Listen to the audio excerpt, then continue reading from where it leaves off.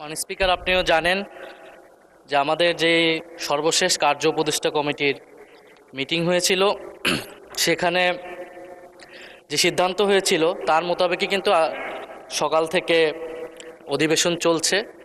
যেহেতু অধ্যাদেশগুলা দ্রুত সময়ের মধ্যে 9 তারিখের মধ্যে বা 12 তারিখ লাস্ট ডেট আমরা পাশ করাতে চাই, বিল আকারে বা আলোচনা করতে চাই। তো সে কারণে সকাল থেকেই অধিবেশন চলছে এবং শুক্রবারও অধিবেশন চলার কথা।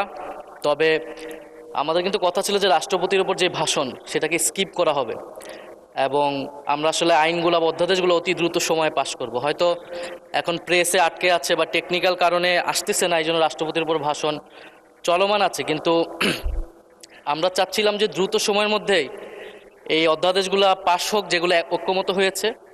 কারণ পরে যদি এরকমটা না হয় যেগুলোতে নোট অফ ডিসেন্ট রয়েছে বিরোধী দলের পক্ষ থেকে, সেগুলোর জন্য আলোচনার সময় রইল না, এই ধরনের অজুহাত যাতে আমরা শুনতে না পারি। আর আমরা তো অত্যাধিক সবাই গুরুত্ব দিয়েছি বলেই সকাল থেকে অধিবেশনটা চলছে। শুক্রবার আমরা অধিবেশন করব। তো মাননীয় সাংসদ নেতা উনি এখন অনুপস্থিত, উনি যদি থাকতেন তাহলে আরও ভালো হতো। কারণ আমরা কিন্তু সবাই এটাকে সবচেয়ে বেশি ইম্পর্টেন্স দিচ্ছি, আজকের এই উপস্থিতি এবং অধ্যাদেশগুলোকে।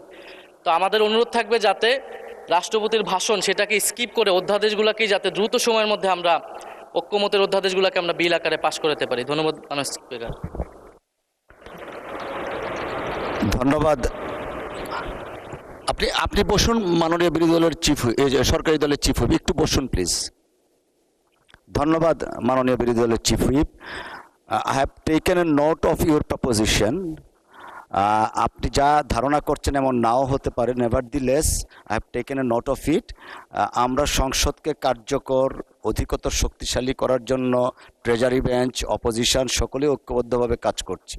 Hopefully everything will run smoothly ইনশাআল্লাহ। ধন্যবাদ আপনাকে।